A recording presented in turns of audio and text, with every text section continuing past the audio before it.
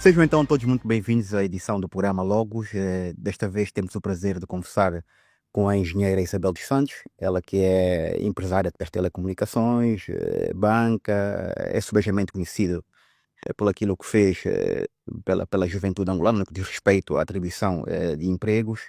Desta vez achamos necessário e pertinente, tendo em conta uma medida que, digamos assim, que tomou o governo britânico na semana passada ou há 15 dias, que consistia essencialmente em congelar bens e imóveis, dinheiro de algumas pessoas ligadas enfim, a engenheira Isabel dos Santos, nomeadamente o seu diretor financeiro, Saraju, que de certa forma é uma massiva em que fala em uso, digamos assim, sem escrúpulo de dinheiros que podiam ser usados ou para serem canalizados para aquilo que são as ações sociais, como construção de hospitais e escolas. A engenheira fez um comunicado em que diz que não consegue perceber de que forma que essa medida foi tomada, porque não conseguiu se defender, e espera ter a oportunidade então de esclarecer esta perseguição, que no seu entender é uma perseguição com motivações políticas, eh, motivada pelo governo angolano. Engenheira Isabel dos Santos, muito prazer em tê-la aqui. Muito obrigada. É um prazer finalmente poder falar consigo e estar aqui no programa Logos. Muito obrigado. Eu costumo assistir o programa e é um programa que eu gosto, portanto, para mim é uma honra poder estar aqui hoje. Muito obrigado. Bem, eu comecei como vi na introdução, o caso de UK, que alegadamente tem as suas contas congeladas, tem os bens também congelados, fez um comunicado em que dizia que pretendia, pelo menos, ter a oportunidade de se defender de forma livre, sem que houvesse interferência, digamos assim, de uma massiva do governo angolano, que é uma perseguição política. Já algumas vezes disse que a justiça angolana, ou mesmo a portuguesa, tem sido instrumentalizada, e desta vez confia na justiça inglesa ou não? Bom, eu agradeço a oportunidade de poder apresentar o meu lado da história, porque eu acho que muitas vezes é isso que acontece, e efetivamente eu não tenho tido ocasiões de poder explicar ao público, de poder dizer às pessoas o que é que realmente está a acontecer e o que é que aconteceu. Queria fazer um bocadinho de história, porque alguns me conhecem, mas não todos. Ahm, eu sou empresária, comecei a trabalhar em 1996, portanto há muito tempo atrás, e sempre no setor privado. Eu não trabalhei em empresas públicas, eu não fiz parte do governo de Angola, eu não fiz parte, digamos assim, de nenhum ministério, nem do gabinete do Presidente da República. Eu não tive nenhum papel estatal e não trabalhei em empresas estatais. O único momento em que a minha vida privada, como empresária privada, vai para a esfera pública, digamos assim, para uma empresa estatal, é em 2016, quando estive na Sonangol durante 18 meses. Portanto, este comunicado que surgiu, e eu pessoalmente fiquei bastante surpresa, porque o comunicado dizia que eu estava à frente de empresas estatais, plural, várias empresas estatais, e que por causa disto é que havia a sanção. Eu fundei a Unitel, sou uma das sócias fundadoras da Unitel. A Unitel é uma empresa privada, foi fundada em 1998. Nós começamos como a segunda rede móvel e começamos uma empresa muito pequena. Não é a Unitel que é a Unitel de hoje. Nós começamos com, alugamos uns escritórios, Armazéns Carrapa, que era uma empresa de Benguela, tinha uns armazéns no Quina X, nós aluguei ali o espaço, um rechão e o primeiro andar. No restão nós fizemos uma loja pequena e o primeiro andar era o nosso escritório. Começamos assim, com cerca de menos de 50 trabalhadores, tínhamos no início 5.000 clientes, portanto era realmente uma empresa pequena.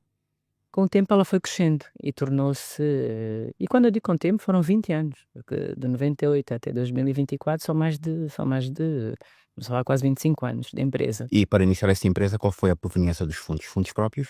Portanto, eu investi os meus fundos, tinha meus fundos próprios, já tinha tido, porque antes de eu ter a Unitel já tinha alguns outros empreendimentos. Na altura, eu acabei a minha faculdade em 94 e cheguei em Angola, era uma altura em que, digamos assim, havia algumas oportunidades de negócio e eu comecei a trabalhar de uma maneira muito simples. Eu tinha um armazém em São Paulo, tive uma licença para poder comprar cuca, na fábrica da cuca, e fazia distribuição. Era distribuidora, comprava, revendia.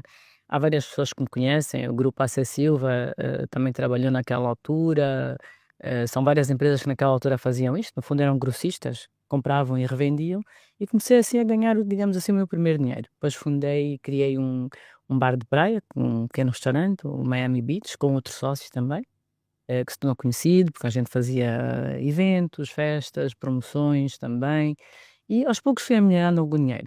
Hum, e com esse dinheiro, que era pouquinho, mas que já dava para investir alguma coisa, comecei a estudar uma rede móvel. No início era uma rede de Motorola, walkie-talkie. Portanto, eu comprava rádios walkie-talkie, Motorolas, e alugava os rádios. Alugava os rádios, tínhamos feito algumas antenas relay e alugava os rádios às empresas de construção civil, porque havia aqueles trabalhadores da obra, alugava às empresas de segurança também, e já tinha alguma experiência, digamos assim, em telecomunicações e algum capital. E na altura, associei-me a um outro a um outro investidor e começamos uma empresa relativamente pequena. Mais tarde vendemos uma participação à Portugal Telecom, que comprou 25% e vendemos 25% à Sonangol. A Sonangol não pagou em dinheiro, ou seja, não nos deu dinheiro pela empresa que tínhamos. A Sonangol fez um investimento com alguns equipamentos, na altura, no ano 2000, 2001, com alguns equipamentos, porque eles tinham adquirido alguns equipamentos, algum deles até nem eram equipamentos que estavam a usar e que estavam tanto ou quanto obsoletos, e então eles fizeram-nos uma proposta de adquirir 25% da Unitel, tanto da Sonangol, e nós concordamos em troca de alguns equipamentos. Ou seja, eles compraram, pagaram os 25%, a Sonangol pagou os seus 25%, com alguns equipamentos que entraram para dentro da empresa. Certo? Não, e foi assim, a empresa começou muito pequena. Nós começámos com cerca de 30 antenas. Preciso ter a dimensão que não é esta empresa grande. E éramos 4 sócios, portanto, eu, a Portugal Telecom, a MS Telecom, que é a Sonangol, e o Grupo Geni. Éramos 4.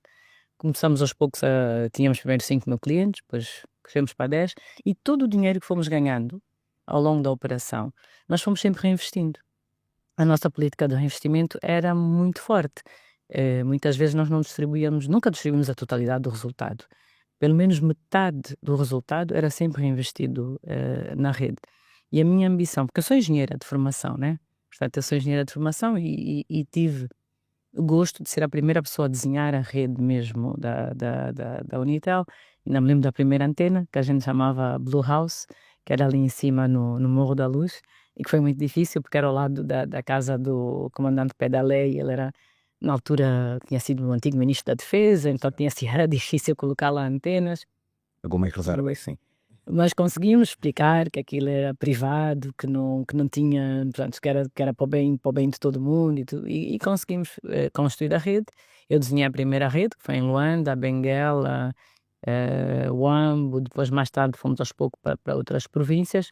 É preciso perceber que em 98 havia guerra, em 99 havia guerra, em 2000 havia guerra, 2001 havia guerra, 2002 havia guerra. Então a Unitel é construída quando ainda há guerra em Angola. E o cenário da guerra em Angola é muito diferente de hoje. Praticamente a circulação era muito difícil, montar equipamento, transportar equipamento com uma província e tudo mais, eram coisas muito difíceis. Não é Angola que é hoje, em que as pessoas circulam livremente e tudo mais, mas nós fomos com coragem e também fizemos uma grande aposta na juventude. Mas, sem querer cortá-la, de onde é que nasce essa perspectiva de que terá usado fundos estatais para capitalizar para usar na Unitel? Uma coisa é certa, a Unitel era o único player no país na altura, não é? Era o segundo. Então, sim, A primeira é a Movicel, sim. A Movicel nasce em 91 e é uma empresa grande. Portanto, quando a Unitel nasce, a Movicel é líder do mercado. E durante muitos anos a Movicel é muito maior que a Unitel. sim, mas a Unitel depois passou a ser o player hegemónico, digamos assim, das telecomunicações. Depois de 6 anos ou 7 anos. E isso foi devido pela estratégia que nós aplicamos. Primeiro porque a nossa rede foi desenhada com uma qualidade diferente. Eu sempre tive, a minha responsabilidade na Unitel era essa, era de fazer o desenho da rede, a engenharia. sempre tive como base a qualidade, que a qualidade tinha que ser muito boa, que é para podermos atrair os clientes. Por exemplo, a Movicel tinha todos os clientes estatais, portanto o Estado só trabalhava com a Movicel, todas as empresas do Estado só trabalhavam com a Movicel e nós, como Unitel, não tínhamos empresas do Estado ou o Estado como cliente. Nós estávamos a vender para o setor privado, então tínhamos de ter qualidade para poder concorrer. E o Estado nunca pôs dinheiro na Unitel. O Estado angolano nunca nos deu subsídio, nós nunca recebemos investimentos do Estado, nunca recebemos financiamentos do Estado, nenhuns. Zero. Realmente zero. A Unitel foi feita, como eu disse, no início a Sonangol comprou 25% em troca de alguns equipamentos. Eles tinham alguns contentores que tinham alguns equipamentos, e eram equipamentos muito limitados, alguns geradores e alguns equipamentos de telecomunicações em contentor. Mas era realmente muito, muito limitado. Isso foi uma compra. Nós vendemos a participação e eles pagaram com alguns equipamentos. Depois disto, vir a ferir que o Estado tenha posto dinheiro na Unitel, não é verdade. A Sonangol passou a ser, digamos assim, passa a expressão, a vaca leiteira que sustentava muitos negócios em Angola. Portanto, se calhar começa aí a suspeição de que a Unitel efetivamente tenha recebido fundos da Sonangol. Pode ter sido, mas acredito que não, porque quem acompanhou a história da Unitel, e acredito que a Angola toda acompanhou a história da Unitel, a Unitel é realmente a primeira empresa privada que começa a ser gerida com uma cultura privada. Porque antes da Unitel existir, havia, claro, empresários vários e tudo mais, e alguns deles muito bem-sucedidos, pessoas por quem eu tenho muito respeito, mas a Unitel, talvez pelo setor que ocupa, porque ela vende, digamos assim, para o público em geral, era uma empresa mais visível e começa a desenvolver uma cultura empresarial privada e diferente. Uma empresa muito estruturada, a usar já sistemas muito sofisticados, mais modernos, desde que seja a sua contabilidade, o sistema de distribuição, por exemplo, dos equipamentos, as lojas. Nós entramos com um conceito de lojas que eram mais modernas, diferentes, que pareciam as lojas da Apple, aquelas lojas brancas e tudo mais. O atendimento ao cliente, começamos a atender pelo telefone as pessoas com as preocupações do cliente, não era preciso ir fazer bicha para reclamar, nós tínhamos o call center. E de igual modo foi a recarga. Realmente nós criámos a recarga, aquela raspadinha, Raspadinha, sim. e isso fez a diferença. Isso foi o nosso, digamos assim, a nossa grande vantagem em relação à Movicel, porque na altura as pessoas na Movicel era tudo pós-pago. A Movicel não tinha pré-pago. E depois então torna-se eclética no ponto de vista dos negócios. Saiu da Movicel, foi para... Não, eu na Movicel nunca tive. Movicel não, e na Unitel foi para criou o Candando, Sim. criou a Zap. A Unitel foi crescendo, então o que eu queria dizer é, quando fala em relação, vou responder concretamente à relação das sanções britânicas. Eu acho que há uma desinformação. Há uma desinformação propositada das autoridades angolanas ao governo britânico quando afirmam que a Unitel é uma empresa estatal. A Unitel não é uma empresa estatal, sempre foi uma empresa privada, toda Angola viu, toda Angola acompanhou, sabe disso, eles viram o nosso crescimento, aliás, graças aos nossos clientes nós crescemos, por isso é que a gente chama que é a família Unitel, porque realmente foram os nossos clientes, por escolherem o nosso serviço e estarem connosco, que nos fizeram ser o sucesso que nós somos hoje. Mas somos do ramo privado. E aí vemos no anúncio da Embaixada Britânica um grande erro factual, que dizem que a Unitel é uma empresa estatal. A Unitel só se torna uma empresa estatal em 2022, quando o Estado confisca as participações da Geni e as minhas participações. Portanto, eles chamam de nacionalização, não é uma nacionalização, foi um confisco, porque nós nunca fomos compensados, e sabe-se que qualquer nacionalização tem sempre uma compensação, nunca houve compensação alguma, e isto em 2022, ou seja, ao chamar a Unitel empresa estatal, obviamente que não está correto. Por isso eu acho que há realmente uma desinformação das nossas autoridades, às autoridades britânicas, quando dizem que a Unitel é uma empresa estatal. A Unitel não é uma empresa estatal, a Unitel é uma empresa privada que foi nacionalizada, confiscada em 2022. Muito bem, vamos agora para Sonangol. Em 2015, o executivo angolano convidou-a apresentar, digamos assim, condições para que a Sonangol pudesse ser mais rentável e que apresentasse resultados profícuos, não é? Resultados palpáveis. Penso que em 2016 a Sonangol passou a dar dinheiro ao Estado, coisa que não dava há alguns anos, não é? Portanto, quero perceber como é que se gerou a percepção de que foi o Presidente da República que a colocou, digamos assim, como Presidente da Missão da Sonangol, uma vez que, afinal, foi o governo angolano, o executivo angolano, que a convidou a apresentar esta proposta.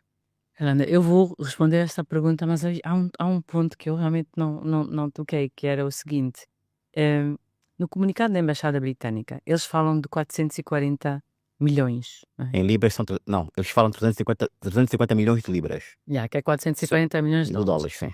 E dizem que isto é dinheiro que foi tirado do Estado angolano ou de Angola, que foi desviado e que podia ter usado para E escolas. assim, eles falam em o uso não escrupuloso de pessoas que desviaram fundos, que prejudicaram os seus países, porque este dinheiro podia ser canalizado para a construção de escolas e hospitais. Portanto, isso é uma massiva do Sim. governo britânico, o Partido Labour, em que fez este comunicado perentoriamente. Não foi só a engenheira Isabel, há mais pessoas envolvidas neste caso. Mas vamos ver, Vamos perceber de que forma é que este montante avultado, não é? Exatamente. Então, o que é que são estes 440 milhões? O que é que são estes 300 milhões de libras ou 440 milhões que fala o comunicado britânico?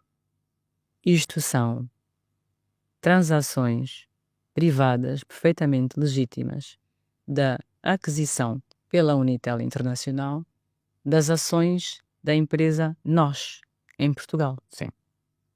São 7 empréstimos que existem e que são feitos pelos sócios da Unitel, pela Unitel, à Unitel International Holdings. Estes empréstimos estão registrados nas contas, são aprovados pelos sócios da Unitel em Assembleia Geral, são todos eles licenciados no BNA, são aprovados pelo governador do BNA, portanto temos os BAPICs para poder converter os kwanzas em dólares, porque nós sabemos que a Unitel ganha em kwanzas, nós não temos dólares. Para comprar os dólares temos que ir ao BNA e mostrar ao BNA a razão porque é que a Unitel quer comprar estes valores, e são valores avultados. Apresentamos o contrato para licenciar, o contrato da compra das ações da NOS. Quem aprova naquela altura, o governador do BNA, é o governador Massano, José Lima Massano. Como sabemos, hoje, José Lima Massano é o ministro de Estado. Por isso é que eu digo que é uma desinformação das autoridades, porque se a pessoa, se o governador do banco da altura aprovou... Está a querer sugerir o quê? Que este dinheiro saiu de Angola de forma lícita, no caso? Completamente. Aliás, não estou a sugerir, estou a afirmar que é diferente. Estou a afirmar porque como poderia sair de outra forma? Não saiu de avião.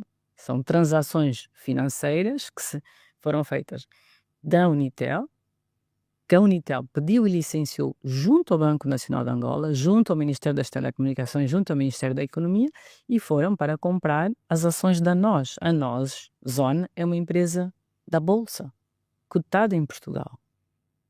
Portanto, o nível de due diligence, o nível de verificação, quando se faz uma aquisição na Bolsa, é dos mais rigorosos que existe. E isto foi feito em 2012 e 2013. Estamos a falar há mais de 10 anos atrás. A engenheira Isabel não tem muita credibilidade na justiça angolana, para podermos perceber. Acha que o governo angolano teria capacidade de dissuadir ou persuadir a justiça britânica? Acha isso execuível? Mas, Erlander, isto não está na justiça. Esta decisão não é uma decisão da justiça. Ou seja, isto é uma decisão de um ministro. É de um ministro britânico, do ministro das Relações Exteriores britânico.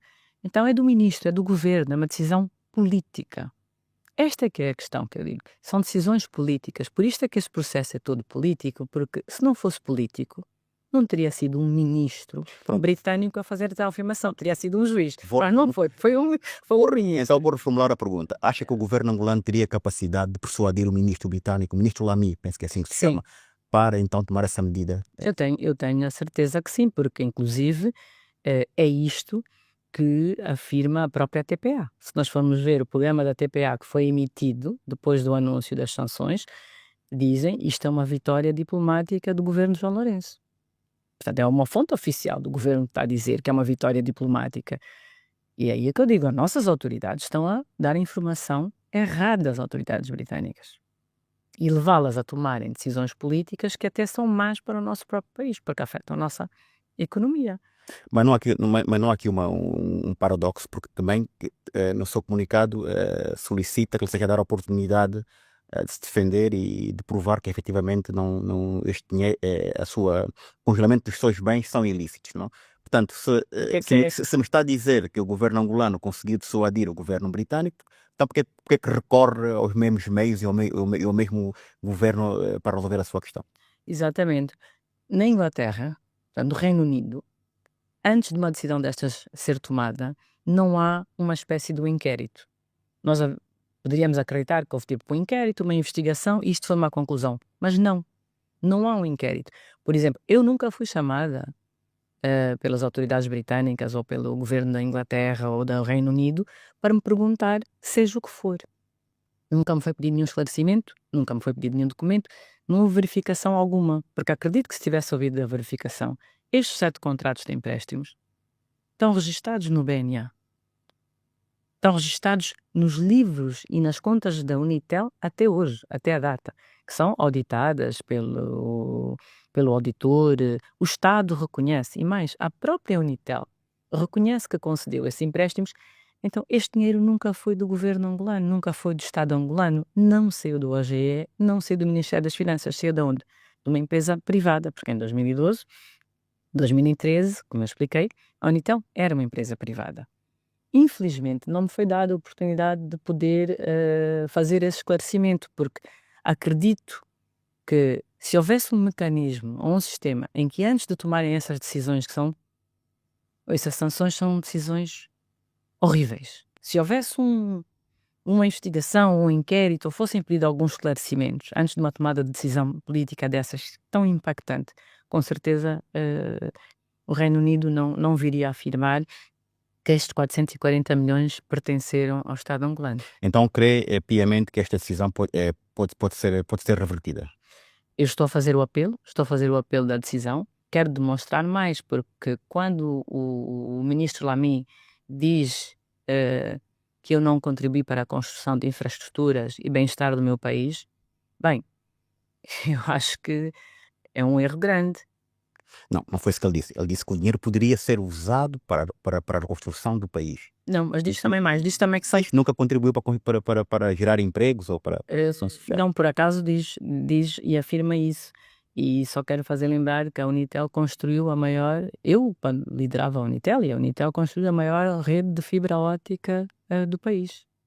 Nós fizemos um investimento privado, sem dinheiro do Estado, sem apoio do Estado, sem empréstimos do Estado, sem financiamento do Estado, de mais de 3 mil milhões de dólares em fibra óptica. Há hoje a fibra óptica que vai de Cabinda ao Cunene, de Benguela até o Mochico, em todas as cidades, todas as capitais são cobertas. Então, isto é um grande investimento que nós privados fizemos no nosso país. E construímos muitas outras coisas. Eu, pessoalmente, investi muito.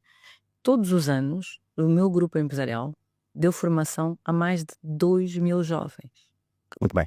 Vamos voltar então ao Sonangol. Ele tinha feito a pergunta previamente, quando em 2015 é então convocada, digamos assim, lançam um desafio para ver se conseguia então reformular ou fazer com que a Sonangol conseguisse então gerar lucro e conseguisse ter um outro desenvolvimento, não é?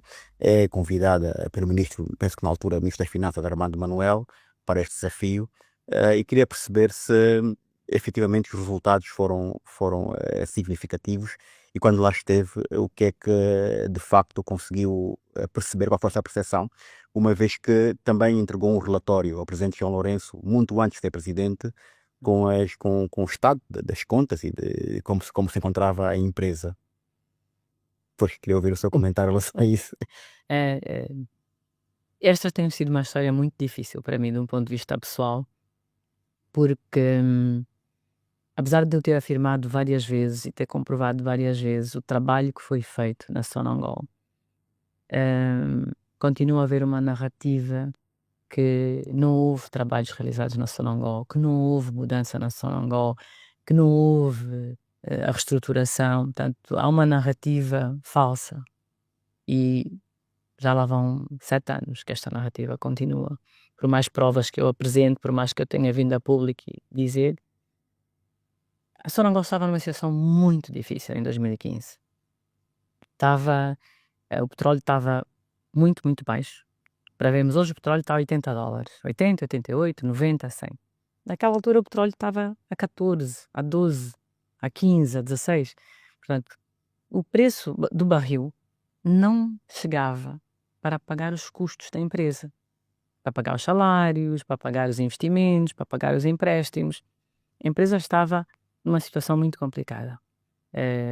E na altura o Ministro das Finanças, com quem eu reunia-me raras vezes, mas reunia-me às vezes por questões de trabalho, por questões empresariais, numa das ocasiões conversou comigo e disse: Engenheira Isabel, você é empresária, é do setor privado. Nós gostaríamos de ter uma visão do setor privado de como é que nós poderíamos tornar a Sonangol e o setor petrolífero mais eficaz em Angola. Apresente-nos uma estratégia, uma visão. E realmente aí eu trabalho com os consultores, convido um grupo de consultores para me apoiar, porque eu acredito que estes trabalhos são multidisciplinares. O que é que eu quero dizer com multidisciplinar? Tens que analisar a parte financeira da empresa, mas tens que analisar também a parte jurídica, tens que analisar a parte dos trabalhadores, se estão corretamente enquadrados, estão nos sítios certos. Tens que analisar a parte dos processos internos, as pessoas estão a fazer corretamente o seu trabalho, a parte operacional. Então, é, digamos assim, um mapa com várias peças e precisas ter vários peritos melhores do mundo para É, conseguir fazer esse jogo. é acusado de ter feito uso excessivo de consultores ou de consultoria. É verdade, Isso é é uma outra verdade. conversa. É verdade, mais de 150 consultores, trabalhavam das 9 às 10. Eu recebo essa crítica, bem, percebo que sim, mas e quero explicar porque é que eu tomei a decisão de realmente ter muitos consultores a apoiarem. Primeiro é que a Sonangol não é só uma empresa. Nós estamos a falar de um grupo de cerca de 90 empresas, das quais 30 empresas principais. Então, há a Sonangol que trabalha com petróleo, mas nós temos a Soner, por exemplo, que é de aviões. Sim. Temos a Clínica Girassol, que é Imobiliária também. saúde. Exatamente. Fugimos um bocado do core business e estamos a fazer outras coisas, não é? Então, quando tens tantas valências diferentes, vais ter que realmente ter uma equipa grande, porque tens que dedicar umas 4 ou 5 pessoas para cada um daqueles projetos de reestruturação. Por exemplo, no caso da Soner, nós tínhamos 5 consultores dedicados só à Soner. No caso da Girassol, tínhamos 10 de consultores que eram especializados em saúde e gestão hospitalar, porque a Girassol não é só o hospital que tem em Luanda, ela também tem clínicas no país todo. Portanto, é uma operação grande. No caso da Soner, é aviação, mas é helicópteros, portanto, asa fixa, é aviões pequenos, voos nacionais, mas também voos internacionais para os Estados Unidos. Certo. Portanto, são empresas relativamente complexas. Se alocar 4, 5 ou 10 consultores por cada empresa, efetivamente dá este número elevado. E foi isto que aconteceu. Nós tivemos estas pessoas e trabalhamos de forma muito intensa, porque eu queria andar rápido, eu gosto de andar rápido, eu gosto de ser um gestor eficaz.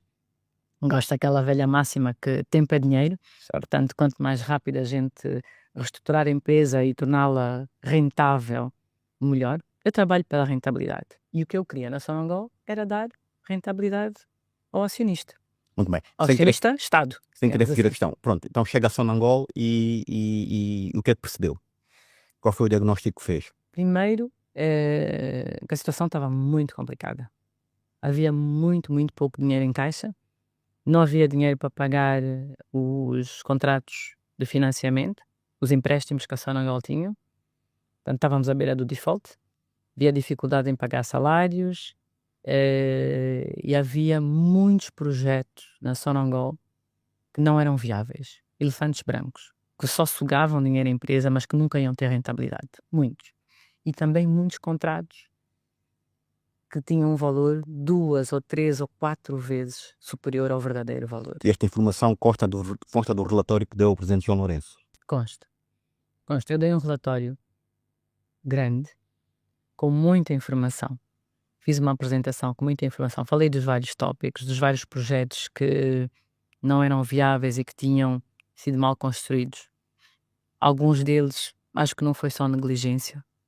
Acho que houve mesmo desvios. porque não faziam sentido e continuam a não fazer sentido. Consegue enumerar alguns elefantes brancos que tenha encontrado? Claro, a refinaria do Lubito.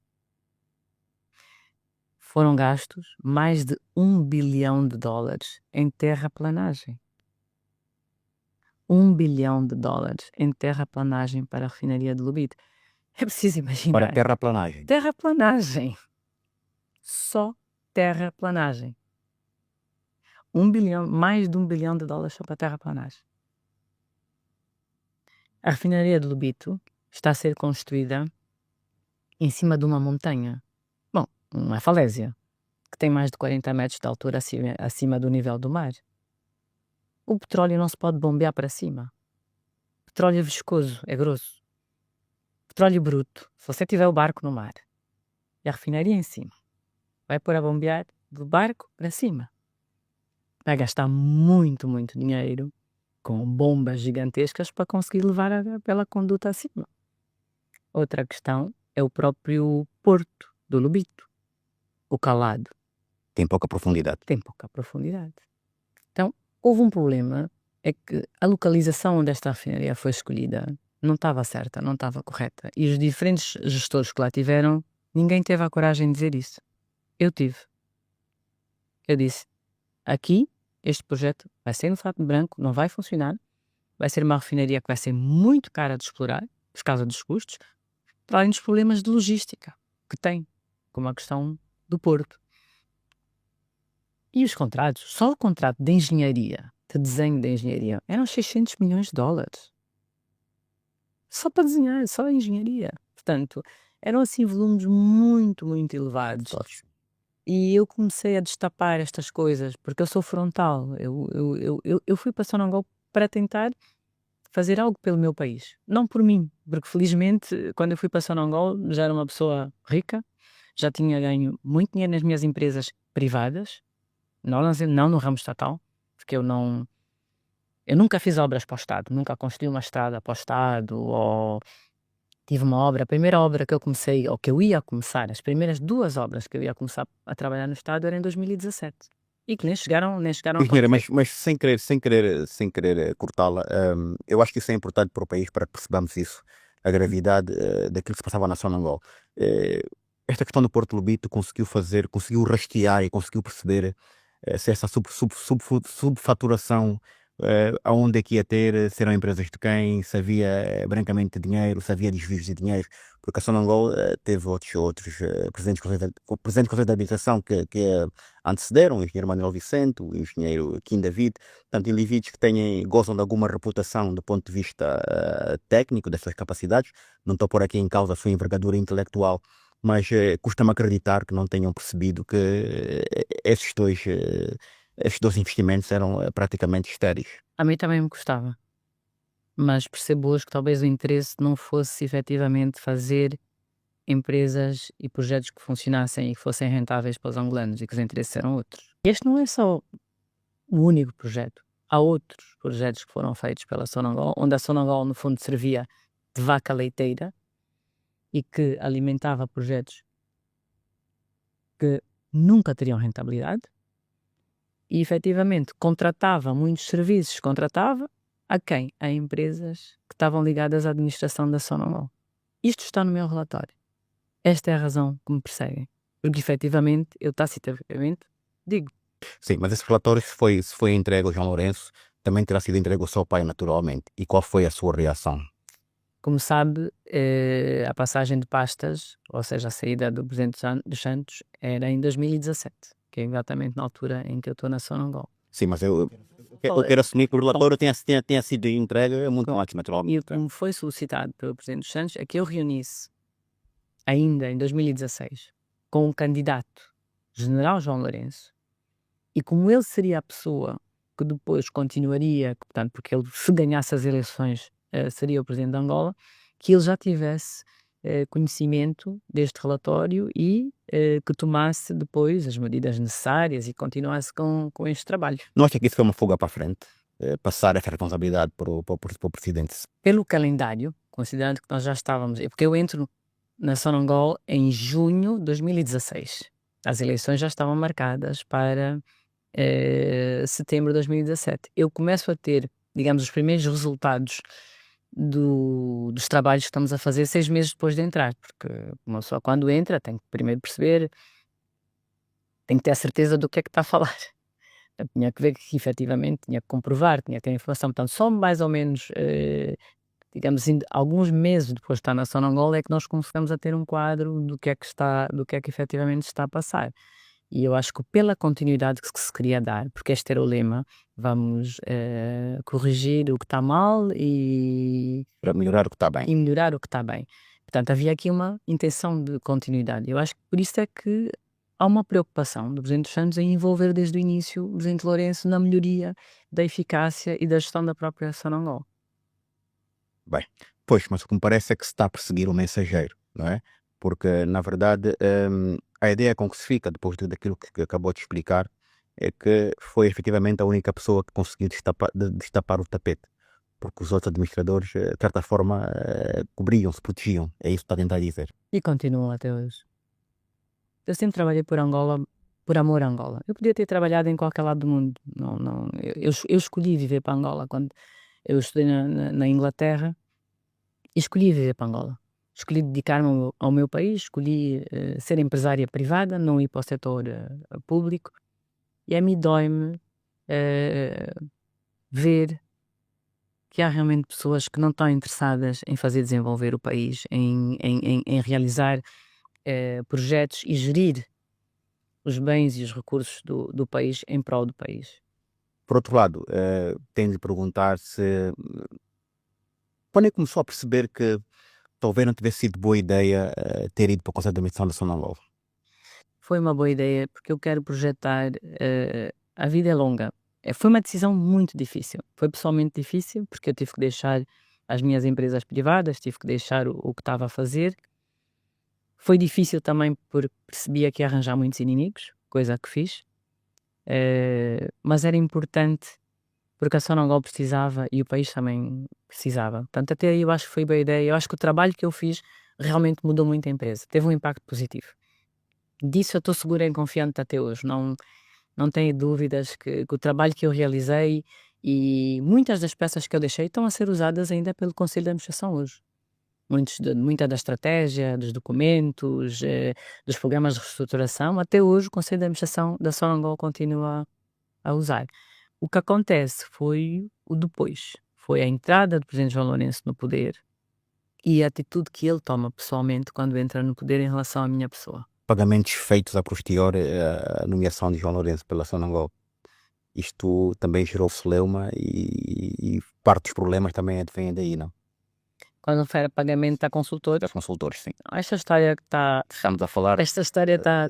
Mackenzie, Dawson Consulting Group, a PwC também, não é? O que se alega é que esses pagamentos não foram feitos. Exatamente. Portanto, nós trabalhamos na Sonangol como Conselho de Administração, apoiado por um grupo de consultores desde junho de 2016 a novembro de 2017. Foi muito trabalho feito.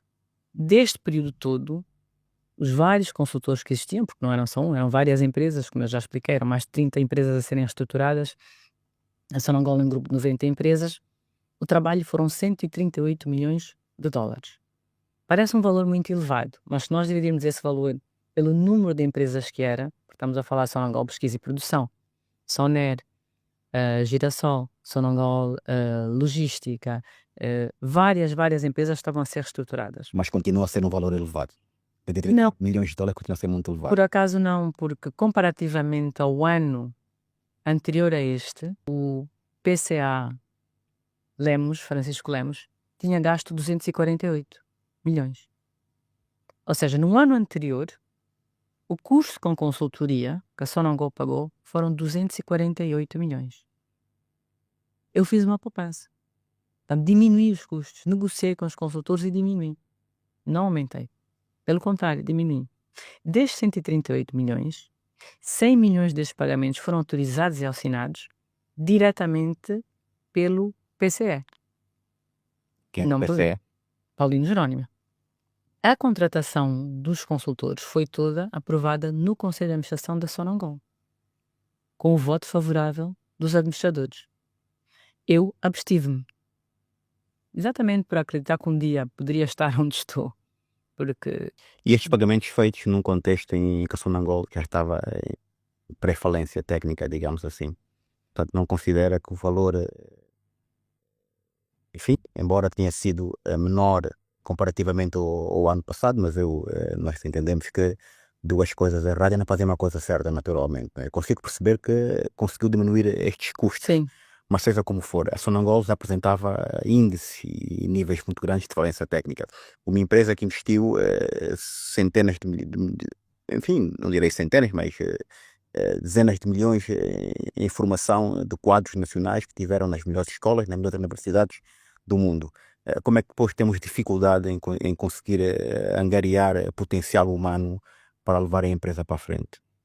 Há aqui uma grande incongruência. é uma excelente pergunta, porque eu tenho ouvido esta pergunta e sempre quis responder.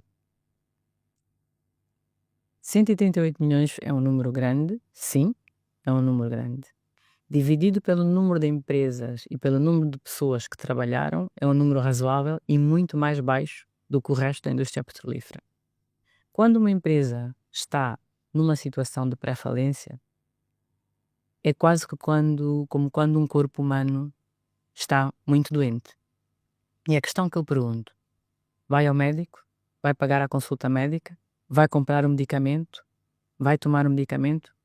Para sobreviver, vai ter que fazer. Para uma empresa se reestruturar, não consegue se reestruturar e não consegue sair da situação precária só com os seus próprios meios, sem ter um médico, um medicamento, um tratamento. E é isto que se vai à procura. Quando se vai à procura de consultoria de alto nível, é porque estas pessoas têm a experiência e são peritos e já tiveram noutras empresas com o mesmo tipo de problemas, já têm a experiência e podem nos ajudar nas soluções. Mas o problema não se resolveu. A empresa continua nos cuidados intensivos, engenheiro. Não, na minha altura resolveu-se, Quando é porque que eu foi? mudei na Quando o quê? Não, mas eu não, eu quando saí, em 2017, portanto, eu saí em novembro, o Carlos Saturnino entrou a seguir a mim e logo em 2017 ele apresentou um resultado positivo, com lucros. Outro resultado positivo foi que nós diminuímos os custos operacionais da empresa em 40%. Nós fizemos o turnaround da empresa, conseguimos honrar os financiamentos que estavam em default. Nós não deixamos nenhum financiamento em default. Diminui a dívida. Portanto, Angola importa combustível, né? Angola importa, a Sonangol, para Angola importa gasolina e gasóleo. E a dívida dos combustíveis, quando eu cheguei, era 1.600 mil milhões, ou seja, 1,6 bilhões de dólares. Quando eu saí estava em 800. Eu consegui pagar metade dessa dívida. Diminuímos significativamente também a dívida da Sonangol toda. Aquele médico consultor, que é caro, mas que não foi tão caro porque foi metade do preço do consultoria do ano anterior, conseguiu poupar 40% dos custos operacionais da empresa, conseguiu diminuir a dívida dos combustíveis, conseguiu aumentar a rentabilidade da empresa e apresentamos lucros em 1 ano e meio, 18 meses depois de chegar lá. Uma empresa que está na pré-falência, 18 meses e meio, 18 meses mais tarde consegue apresentar lucros. O resultado foi bom. Mas voltando à questão das consultoras, não é verificável o pagamento que foi feito, portanto, se há essa questão, não se consegue dissipar facilmente, né? Eles conseguem emitir os comprovativos que efetivamente houve este pagamento, porque se quiser que elas não foram pagas. Elas emitiram e confirmaram que foram pagas. Então, Emitiram as notas de pagamento, então onde é que está o problema? emitiram o SWIFT, deram as cartas de confirmação que pagaram, deram as cartas de confirmação com as folhas das horas que trabalharam, pagaram os impostos. As consultoras não reclamam este dinheiro, elas todas confirmam que receberam, que foram pagas. O Estado sabe que elas foram pagas. Os bancos sabem que elas foram pagas. Os valores sabem que elas foram pagas. É uma mentira. Quando o João Lourenço e as autoridades angolanas afirmam que aquele dinheiro não foi para as consultoras e foi para mim pessoalmente, é uma mentira, mas é uma mentira total. Uma mentira que leva 7 anos.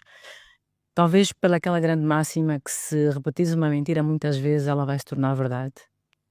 Então é isto que eles fazem, continuam a repetir sempre, sempre, sempre. Já entrevistaram as pessoas da Boston Consulting Group, as pessoas da McKinsey, as pessoas da Price, as pessoas da Korn Ferry, todo mundo confirmou que recebeu. Os SWIFT, já analisaram os SWIFT, já foram ver a transação, a transferência bancária foi de conta para conta, já confirmaram que aquele dinheiro foi para os consultores. 7 anos. Vamos assumir que o que está a dizer seja verdade, que há esta perseguição pessoal com motivações políticas. Qual é esta motivação por Eu parte do presidente João Lourenço? acho que é uma motivação que serve uma agenda política do presidente João Lourenço. A agenda política dele tem a ver com um fictício combate à corrupção, que é um combate à corrupção completamente fictício. Não há combate à corrupção em Angola. Se algo aconteceu nos últimos 7 anos, temos mais corrupção hoje do que tínhamos no passado. Ou pelo menos mais forte e mais violenta e com números muito... E divide-se com que bases? Que há mais corrupção agora do que havia no passado. Olha, primeiro pelo próprio relatório, que foi apresentado pela UNITA no Parlamento, que eu achei um relatório muito pertinente. Achei pena que não tivesse havido nenhum inquérito e que não tivesse tido as consequências que devia ter tido num outro país democrático de direito, quando o segundo maior partido da oposição, que ocupa quase metade do Parlamento, apresenta um documento deste, é um documento que é levado muito a sério. Aquilo foi praticamente arquivado. Além disso, são vários os relatos que nós tivemos e relatos documentados na imprensa de situações onde há ministros que receberam dinheiro e que não sabe a origem desses fundos, desse dinheiro, onde há contratações públicas e adjudicações diretas de bilhões a um ou dois grupos empresariais, sem concorrência alguma e sem se poder se verificar se os preços que essas empresas estão a praticar são preços efetivamente justos. E acha que essa motivação é alimentada por quê? A Igreja Isabel constitui algum perigo, alguma ameaça? Tem algumas aspirações políticas? Acha que aniquilando, digamos assim, passa a expressão, a sua reputação? Porque para já, sendo empresária, os empresários vivem de reputação, né? Tem que ter boa reputação. Mas acha que tendo o seu nome, digamos assim, associado a casos de corrupção, a situações legais na Holanda, em Inglaterra, em Portugal, tudo isso pode fazer com que, de certa forma, consiga aniquilá-la, digamos assim. Com certeza, não há dúvida. Isto é o tradicional lawfare, que é utilizar a mídia, os artigos de mídia e a opinião pública para criar um assassinato de caráter moral, portanto, mostrando a pessoa como sendo uma pessoa corrupta e nefasta para a sociedade, portanto, utilizar artigos de mídia que fazem isto, que depois a seguir, por causa destes artigos, são abertos inquéritos, porque há suspeitas, e em função dessas suspeitas, depois o Estado angolano age e diz, bem, há suspeitas, então nós vamos agir. Vamos agir e, no fundo, estão a validar a história que eles próprios criam, porque quem alimenta a opinião pública e o mídia com estes artigos com falsas afirmações são as autoridades angolanas. Sim, muito habilmente não respondeu a minha questão, mas qual seria a motivação? O que é que a engenheira Isabel apresenta como ameaça para o presidente João Lourenço, tê-la como um inimigo quase que pessoal, digamos assim? Eu acho que eu hoje represento uma nova geração de jovens em África. Porque não sou a única neste barco, tem outras pessoas que eu conheço, de outros países africanos também, e nós, nesta nova geração, queremos uma África em que os nossos países nos pertencem, em que nós temos o poder de decidir os nossos próprios destinos, que nós somos empoderados, somos donos das nossas empresas, dos nossos negócios, dos nossos recursos, e queremos uma sociedade que está bem gerida, organizada de outra forma, onde os jovens possam ter emprego, possam ter uma maneira estruturada para comprarem a primeira casa, que haja hipotecas, que haja habitação social, que as escolas tenham qualidade. Esta nova geração dos africanos, digamos mais ou menos da minha idade, é aquela que vem logo a seguir as independências. Os nossos avós foram colonizados, os nossos pais fizeram a independência. E nós fomos talvez os primeiros que tivemos acesso à educação com qualidade e a sermos expostos para o mundo. Hoje somos muito mais expostos, conhecemos outros países, outras culturas, temos outras ambições. E esta força nova é uma força que preocupa aos líderes mais antigos, digamos assim. Não a todos, porque há líderes antigos em África que reconhecem a mudança e que aceitam e que fazem parte e que os países têm uma história de sucesso. Sim, mas existe um choque geracional, isso aí temos que admitir que sim. Isto que temos que admitir que sim. Por outro lado, eu tive o cuidado, isso por defeito de profissão, fui ver as suas redes sociais, pelo menos as com mais notoriedade, o Facebook e o Instagram, e tem mais de 1 milhão de seguidores, e usei algumas métricas para avaliar os comentários que ele tem feito, e quase que mais de 70%, 80% são comentários relacionados com o regresso a Angola e dos tempos em que a Engenheira Isabel tinha proporcionado, digamos assim, empregos a alguns jovens, né, que hoje até estão no desemprego. Mas vou ser muito perentório, uma pergunta muito objetiva. Tem aspirações políticas? Um dia pensa em candidatar-se às eleições em Angola, por exemplo? É uma ideia que lhe ocorre? Eu sempre disse e vou responder a mesma coisa porque efetivamente é o que eu acredito. Eu quero servir o meu país. Eu não sei se eu vou ter a oportunidade de servir o meu país na política. Eu já servi o meu país na economia, no desenvolvimento económico, ajudei a fazer crescer a economia angolana, ajudei a ser um motorzinho da economia, porque eu gosto de pensar que nós, os empresários, somos uma espécie de um motorzinho que fica ali a fazer girar a economia e quero contribuir para Angola.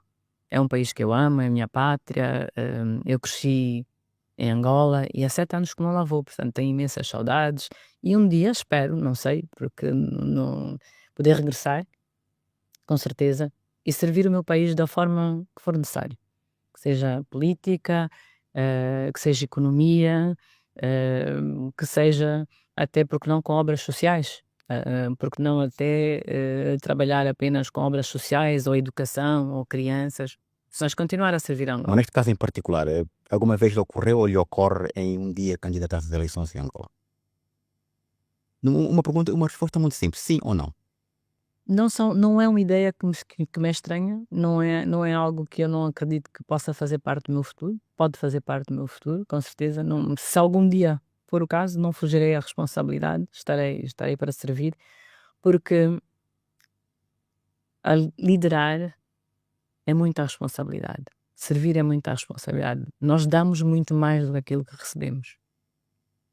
Hã, e é uma tarefa que será sem dúvida muito, muito difícil.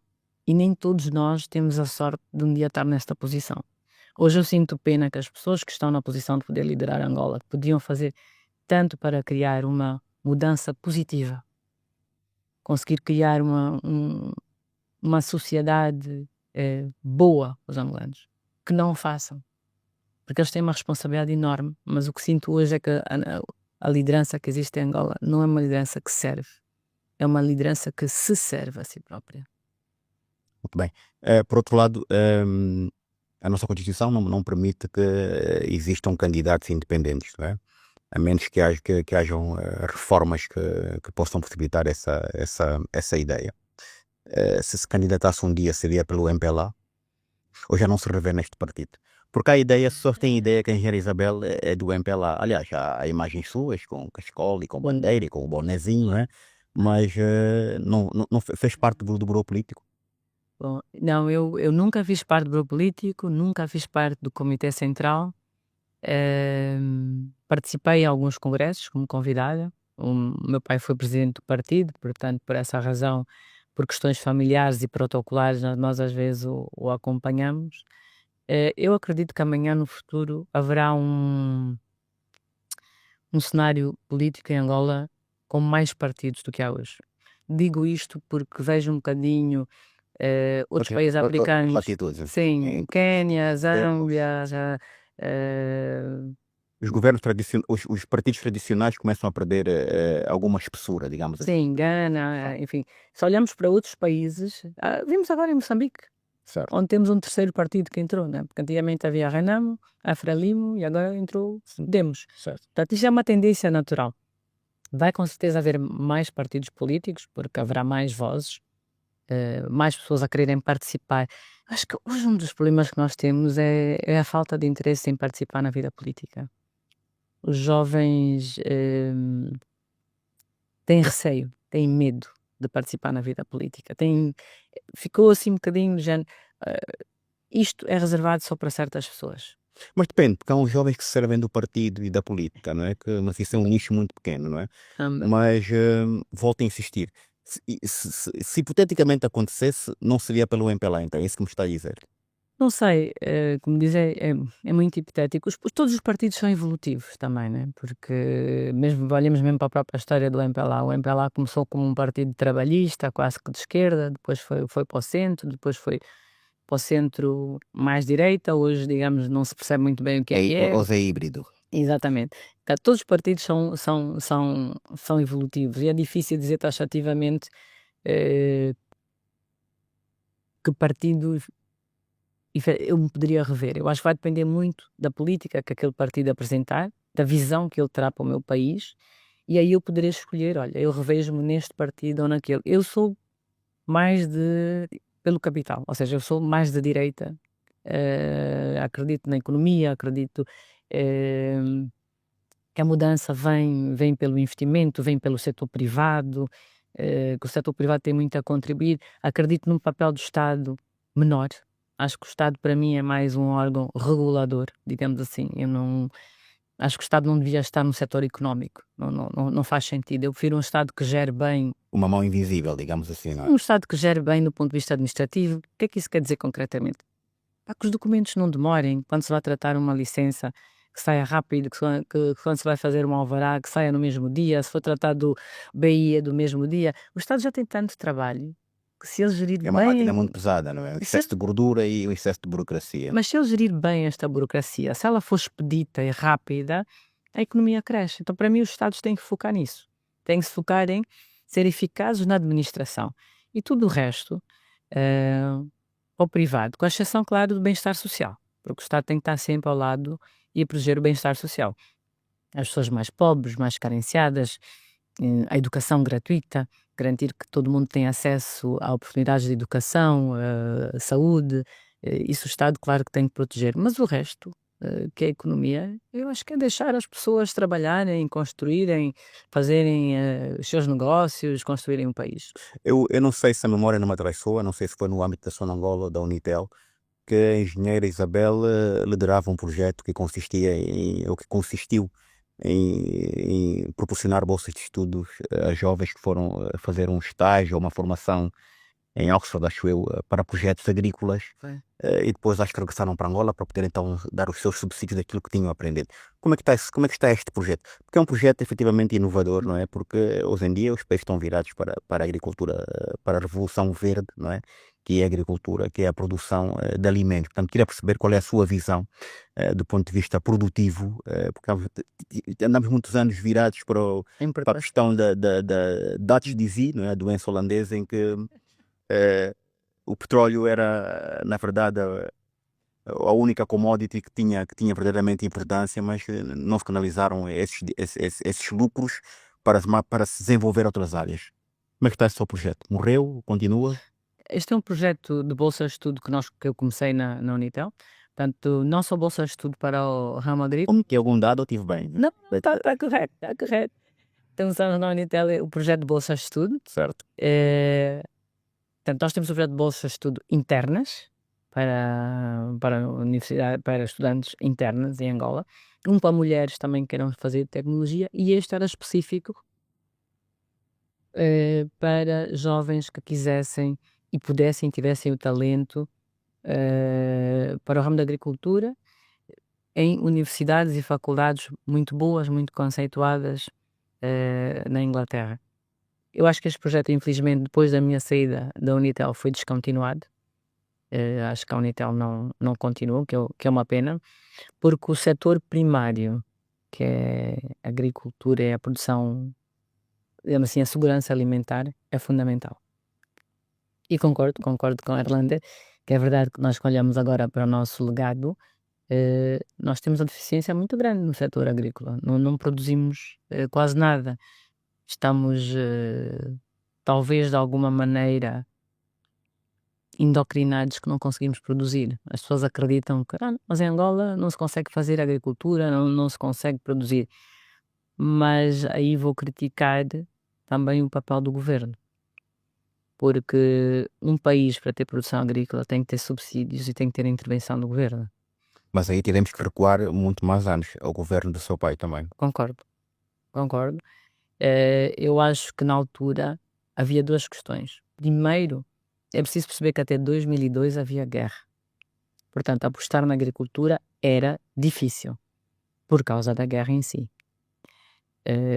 Então, obviamente, que a agricultura era muito, muito limitada. Pela insegurança, pela movimentação das pessoas. Também havia a questão das minas. Sim, mas de 2012 a 2017 não se fez muito investimento na agricultura e aí já não havia guerra, engenheira Isabel. 2002 até 2017 começaram-se a fazer os investimentos na agricultura. Começaram-se primeiro com a questão da desminagem, que foi lenta, muito lenta, até 2009, 2010 a desminagem, e depois pouco a pouco a retoma da agricultura. Eu concordo que deveria ter havido mais investimento do Estado e do governo na agricultura. Mas eu queria fazer uma ressalva. Não participei na criação de políticas do governo de Angola. Não participei na criação de políticas de agricultura ou de nenhum ramo, porque eu nunca fui do Estado. Eu nunca fiz parte do Eu governo. fiz a ressalva porque é importante fazendo essa cronologia para podermos dar algum enquadramento ao que estamos a dizer, não é? Sem dúvida. Eu tinha de dizer que tinha isso, eu não posso negar isso, dizer que de facto o seu pai, na qualidade de governo de presidente de Angola, também não fez muito investimento neste setor, não é? Pode ter feito algumas palpável, de grande relevo, não é? Eu percebo a robustez da sua argumentação, mas quero rebater. Vou continuar e vou dizer que eu gostaria de ter visto, do ponto de vista, e aí quando, personalizando o presidente, e está certo, porque é líder, Sim. que pudesse ter havido mais investimento na agricultura, mas também quero contrapor a dizer que empresas como a AgroLíder, que começaram a ter grandes produções, as empresas que produzem em Bengala, banana, empresas mesmo como a Unitel, começaram a produzir milho, com Unicanda, empresas que começaram a fazer frango, por exemplo, agora esqueço o nome, acho que é Avicucci, né? Avibon, Avicucci. Avicucci, portanto, são empresas agrícolas. Estas empresas começam a surgir e começam a produzir. Nós importávamos ovos em Angola, deixou-se de importar ovos. Nós importávamos frango, mas a Avicucci começou a fornecer frango. Eu lembro-me, quando nós começamos o Candando, um dos projetos que nós fizemos foi comprar local. E temos cerca de 300 fazendas e produtores nacionais que trabalhavam connosco no país todo. Batata do Ambo, maracujá do Kwanza Norte, obviamente frutas e legumes de várias regiões, manga, abacaxi, tomate, cebola, alface. Quando chegava ao Candando e olhava-se para aquela geleira, né? Onde estão as frutas frigoríficas, 90% era tudo de produção local. E tinha tudo, a fotografia tinha tudo, pimentos, pepinos, alfaces, tomate, cebola, batata, tudo já local. Inclusive iogurte, já havia 3 ou 4 fábricas de iogurte também que produziam. E isto porque a agricultura tem que ter pontos de distribuição. À medida que os pontos de distribuição, como o Candando, surgiram, o Quero surgiram e que começaram a comprar aos produtores locais para eles terem plataformas de distribuição, eles também começaram a produzir mais. Ou seja, a agricultura e a distribuição estão interligadas, é tudo passo a passo. E sim, demorou tempo, mas já estava a começar, já estava a fazer alguma coisa. Demorou tempo e havia um outro problema, é que os custos de produção eram altíssimos e até mesmo o transporte dos produtos, porque não havia estradas em condições. E a energia, a eletricidade também é cara, porque é feita com gerador. Portanto, nós íamos ao Candando e o Quero e percebíamos que o preço da produção local dos produtos locais e dos produtos exportados, não havia assim uma grande diferença, não é? Em Mas, alguns mas itens, em consegue-se alguns perceber itens. que isso tudo está todo ligado às questões. Bem, e não esqueçamos que a agricultura de fora é subvencionada. Sim. Porque todos os produtores de França que produzem leite, o governo dá dinheiro que é para eles venderem leite abaixo do custo de produção. Sim. Os produtores de frango nos Estados Unidos, o Estado dá dinheiro aos produtores que é para eles conseguirem ter custos de produção mais baixos. Claro que num país em que o Estado não dá subsídios nem subvenções aos agricultores, eles vão produzir a um custo um pouquinho mais elevado. É normal. Mas em todo caso, já estava a começar. Eu acho que havia ali um bom início, havia boas iniciativas, muitas privadas, interligadas com a redistribuição a venderem os produtos nacionais e, sobretudo, havia um orgulho nacional também. As pessoas chegavam e gostavam de comprar e de encontrar E produtos locais. aquilo que vai percebendo hoje, acha que houve um retrocesso naquilo que foi feito já? Ui, muito grande. Hoje, no Candando, nós vimos que diminuiu muito o número de fornecedores que tínhamos. Muitos fecharam. Muitos, infelizmente, não aguentaram com estas novas medidas políticas e económicas, os impostos, as inspeções constantes pelos inspectores, com várias multas, a desvalorização da moeda também, o aumento do custo do combustível. Muitos produtores não aguentaram e acabaram por diminuir muito, porque já não era rentável, quase que já não era viável continuarem a produzir. Se tivesse um cargo ministerial em Angola com alguma autonomia, com algum poder, quais seriam as medidas primordiais, pelo menos 3 ou 4, que tu tomaria de imediato? Eu acho que em Angola o mais importante neste momento é restabelecer a confiança interna das pessoas, a confiança externa, Acha que em Angola não há confiança interna por parte Hum. da população relativamente ao governo? não. A confiança vem de saber o que é o dia do amanhã. Se eu sei o que é o dia do amanhã, ou seja, se eu sei o meu rumo, se eu sei o meu caminho, se eu sei o plano, Ter uma agenda. e eu sei que sim, eu sei que este é o plano, olha, o plano é este. Hoje estamos aqui, daqui a 3 anos ali, daqui a 5 anos ali. E eu vou ser consistente, e eu vou manter a minha palavra, a minha parte do plano, a minha parte do meu compromisso. Isso transmite confiança. Hoje em Angola não há um plano, hoje em Angola não há um rumo, não há uma estratégia, as pessoas não sabem para onde vão, não sabem qual é o dia da manhã, qual é a estratégia do governo, qual é o plano, não há. Sem essa confiança, muito difícil haver investimento, muito difícil haver crescimento económico. E externo. Igual. As pessoas, eu gosto sempre de pensar assim, se um investidor externo chega a um país e vê que as pessoas daquele país não estão a ganhar dinheiro, como é que ele vai acreditar que ele vai ganhar dinheiro naquele país? As pessoas vão para ali, o investidor vem onde ele acredita que a economia está boa. A economia está boa, e pá, aqui agora todo mundo está a trabalhar bem, as empresas estão a crescer, eu também quero investir ali, porque ali é que está a crescer. O investidor que venha de fora chega numa economia onde as empresas estão a fechar, onde a economia foi para metade. Em 7 anos a nossa economia foi para metade. Em 7 anos a nossa moeda desvalorizou em 500%. O investidor externo vai ter dificuldade, vai dizer, mas eu vou investir neste país. Vou receber kwanzas. E a moeda vai desvalorizar, e depois como é que eu faço? Para ter o retorno do meu investimento. A economia está cada vez a diminuir. As pessoas estão cada vez a comprar menos. Então para que é que eu vou produzir? A quem é que eu vou vender? Investidores são inteligentes e depois há muitos países para investir. Angola é um. Mas nós, os angolanos e Angola, nós estamos a concorrer com o resto do mundo. Que as pessoas querem investir também no Congo, outros querem investir na Nigéria, outros querem investir no Brasil, outros querem investir na Índia. E Angola tem que ser uma plataforma de investimento atrativa. Confiança, segurança jurídica, que também não temos, uma moeda estável e convertível, que também não temos. Enfim, temos alguns desafios ainda pela frente. Muito bem, nós estamos quase a terminar essa entrevista, mas 2 perguntas que eu quero fazer. Uma está relacionada, pronto, sabe-se que tem a sua família no Reino Unido, em Inglaterra, e de que forma é que estas medidas vão afetar aquilo que é a sua gestão familiar como mãe, que é seguramente a figura de proa da sua família, não é?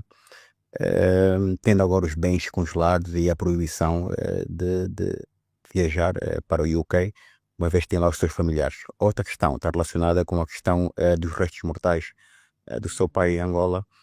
De que forma é que consegue ganhar motivação e energias para gerir esses dois aspectos? Não há dúvidas que isto é uma conversa difícil, porque é uma conversa pessoal e são temas muito difíceis. Talvez as pessoas não se deem conta porque acreditam que sanções têm a ver com o congelamento de bens. Primeiro, quer dizer que na Inglaterra a única coisa que eu tenho é casas, a nada. Não tenho empresas, nunca trabalhei na Inglaterra, não tenho dinheiro, não contas bancárias, tenho casas. Casas onde vive a minha família. E é difícil porque afeta. Já não tem casas agora. Estão confiscadas, estão congeladas, Certo. digamos assim. Não estão confiscadas, mas estão congeladas. Mas as sanções são medidas diabólicas, porque o nível que interferem, eu acho, não sei se o público consegue imaginar, mas, por exemplo, eu não posso pagar a água de casa, não posso pagar a luz da minha casa, não posso pagar o gás da minha casa, não posso pagar o telefone, não posso pagar a internet, não posso pagar aquecimento, não posso pagar propinas escolares das crianças. Portanto, são medidas fortíssimas, principalmente quando são feitas num quadro injusto e incorreto e factualmente incorreto. Porque, como eu disse, o dinheiro não é dinheiro do Estado angolano, é dinheiro privado da sociedade Unitel, não foi para comprar nenhum bem meu pessoal, foi para comprar ações de uma empresa cotada na Bolsa em Portugal, de telecomunicações, a nós. Portanto, não há aqui nenhum ato de corrupção possível, não há. Sim, mas aqui parte-se do princípio que esses bens adquiriu-os com este dinheiro. Ou é, Sim, sim, os bens, os 440 milhões foram para comprar ações da nós. não, os seus bens pessoais, ou essa presunção é errática, é Não, essa posição é errada, porque já tinha os bens antes de... mas que já tinha a minha a casa onde morava, a minha casa de família, muito, muito, muito antes destas compras. Esta é a casa que alegadamente ia fazer remodelações no valor de 6 milhões de libras. Lembra que a casa Não ia fazer as remodelações, mas é a casa. chegou a fazer as Remodelação, não, porque aquela notícia não era verdadeira. A casa, não, aquela notícia não era verdadeira. Mas a casa é da casa de família. a gastar essa soma. Assim, até podia ter gasto, porque eu não vou esconder que as minhas empresas eram rentáveis e davam dividendos. Os dividendos eram declarados e os impostos eram pagos ao Estado. Nós pagávamos o imposto industrial, 35% ao Estado, portanto, os dividendos eram dividendos de todos os acionistas receberam estes dividendos. Eu não sou a única, os outros também receberam. Mas não, estas minhas casas são casas pessoais de família e o que é duro, efetivamente, nestas medidas que são injustas e incorretas, porque factualmente estão erradas, é o impacto pessoal. Porque os meus filhos hoje não podem estudar. É complicado. Bem, por outro lado, a engenheira Isabel suscita no público, e não me esqueci da questão do seu pai, dos restos mortais, várias reações. Não é? Há quem goste muito de si e há quem entende que é uma das culpadas ou causadora do mal que enferma os angolanos.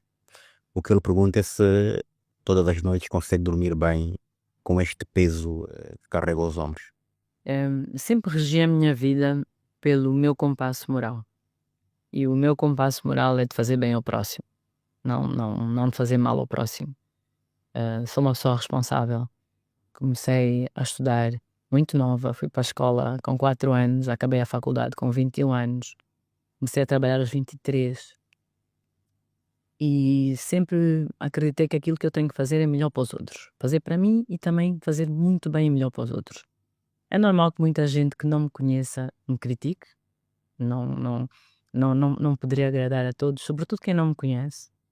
Há muita coisa talvez dita sobre mim, muita imagem pintada no imaginário público, que faz com que as pessoas tenham uma imagem minha de uma certa forma, porque durante muito tempo eu contribuí pouco para a minha narrativa.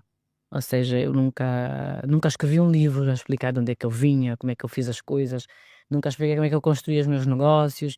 Isso foi um erro. Eu devia ter comunicado mais, devia ter Eh, Porque eu sou uma pessoa um bocado fechada, digamos assim, sou um bocado introvertida. Hoje já tenho redes sociais, já começo a comunicar um pouco mais, mas antes, sobretudo, ainda era mais tímida e mais retraída. E efetivamente, quem não me conhece e que ouve esta narrativa da minha pessoa, que muitas vezes é contada por outros, e que é uma narrativa às vezes não positiva, negativa, inclusive, pode não gostar do que ouve, ou do que vê, ou de quem acha que eu sou. E acredito que quem gosta de mim, ou quem, digamos assim, toma o meu lado, são pessoas que me conhecem ou que conhecem melhor a minha história, que conhecem o meu percurso, ou porque partilharam por via das minhas empresas o meu caminho, eh, ou porque efetivamente seguem-me de mais próximo.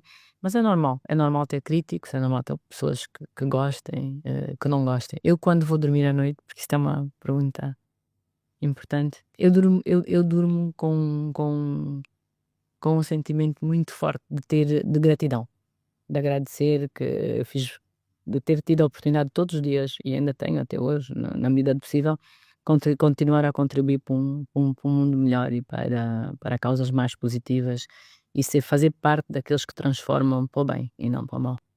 Bem, voltando então à questão do seu pai, cujos restos mortais ainda estão reservados, digamos assim, ao poder político, entre aspas, não é? Vocês não têm acesso ao contacto com os restos mortais do seu pai e todo aquele processo que houve, o seu passamento físico a partir de Barcelona, pelas confusões que houve, a forma como foi transportado para Angola, a ausência de honras de Estado, isso efetivamente é algo que abalou e mexeu com a vossa família. Eh, Como é que gera estas emoções? Eu acho que hoje o meu pai é refém. É refém de quem? É refém do poder político e de João Lourenço, que no fundo utiliza toda a imagem de José Eduardo dos Santos, presidente dos Santos, para uma agenda política. Falando agora só de um ponto de vista pessoal e emocional meu, eu fiquei muito triste de não poder ter ido ao funeral do meu pai. É difícil, é duro. Infelizmente não foi possível. Ok, então a engenheira considera que houve um tratamento muito difícil e malicioso da forma como tudo está a ser gerido. Até hoje não conseguem ter contacto com os restos mortais do seu pai. Ficamos muito tristes sempre que não podemos ir, que seja a data de aniversário, ou do dia dos finados, ou agora, por exemplo, ou como vai ser o dia da família, o dia de Natal, que a gente não se possa reunir e que não possa ir prestar o nosso respeito e pôr flores, passar um momento. É difícil, mas não nos é permitido. O seu pai pareceu-nos ser um homem de poucas palavras. Naturalmente, ele terá contado vários episódios e várias situações da sua vida política, que a engenheira Isabel naturalmente as guardou e que nunca, ou até o momento nunca expôs, não é? Mas por outro lado, consegue perceber que essa lealdade que tem, digamos assim, não é retribuída por parte do executivo angolano. A lealdade hoje do MPLA em relação ao meu pai? A forma como foi tratada e de indivíduos que outrora pertenceram ao seu executivo, ministros, governadores, que de certa forma, face a algumas situações, não se conseguiram pronunciar de forma perentória e afirmar-se em respeito e também em defesa do bom nome e da honra do presidente José Eduardo dos Santos. Primeiro essa leitura que temos feito daquilo que é a vossa interpretação dos factos. Acha, Não, não, dificuldade. eu gostava de ter visto mais amizade, em primeiro lugar, que eles tivessem sido mais amigos, em segundo, mais camaradas, uma vez que dizem que são camaradas e que foram anos e anos desde o Maqui, o Congo, a guerra, a independência, a luta pela libertação, mas depois da luta contra a África do Sul, a apartheid. Foram tantos anos. Eu gostava que tivessem sido mais amigos, mais leais e, sobretudo, mais corajosos. não terem coragem. Isso é uma pena. Porque acho que nós, quando temos amigos, temos que defendê-los até ao fim. Lealdade e coragem, muito importante. Sim, e eram indivíduos que os víamos perfilados enfim, a expressão mesmo essa, bajulavam os Eduardo Santos e era uma referência, e hoje vemos praticamente costas viradas e não conseguem sequer ter a dignidade de se porem em pé e repudiar tudo aquilo que não se entender, não é? Como seres humanos, indivíduos com experiência governativa, conseguir pelo menos afirmar isso, não é? A estrutura da pessoa, digamos assim, a estrutura individual, o caráter, é fundamental. E o caráter repousa nisso. Nós não podemos ser uma coisa hoje e outra coisa amanhã. Temos que ser coerentes, consistentes nas nossas ações. Foi isso que meu pai me ensinou e é isso que eu espero dos outros, e acho que falta esta coerência. Falta esta coragem, falta esta amizade, falta esta capacidade de efetivamente ser consistente e verdadeiro. Engenheira, vamos terminar por aqui com a promessa de que voltaremos. Agradeço-lhe imenso, muito obrigado por ter aceitado Obrigada. o nosso convite e tive muito gosto. Elander, foi realmente um verdadeiro prazer. Você chamou-me de engenheiro, eu estou-lhe a chamar pelo primeiro nome. Espero que não se ofenda com isso. Força do lado. Não, eu por acaso não tenho essa. Se calhar devia ter perguntado como é que eu me dirijo assim lá no início da entrevista, mas não perguntei. Tu trata-me por Erlander, sim. Pode ser. Sim. Então eu queria agradecer esta oportunidade. Foi realmente um verdadeiro prazer. Tá? Eu já tinha acompanhado o seu trabalho antes e para mim foi um privilégio estar aqui hoje e podemos conversar, falar sobre estes vários tópicos que eu espero que ajudem um bocadinho a esclarecer algumas das questões que o público em geral possa ter. Muito obrigada. Ok, muito obrigado. Bom, caros amigos, termina aqui a nossa conversa com a engenheira Isabel dos Santos. Nós voltaremos numa outra oportunidade.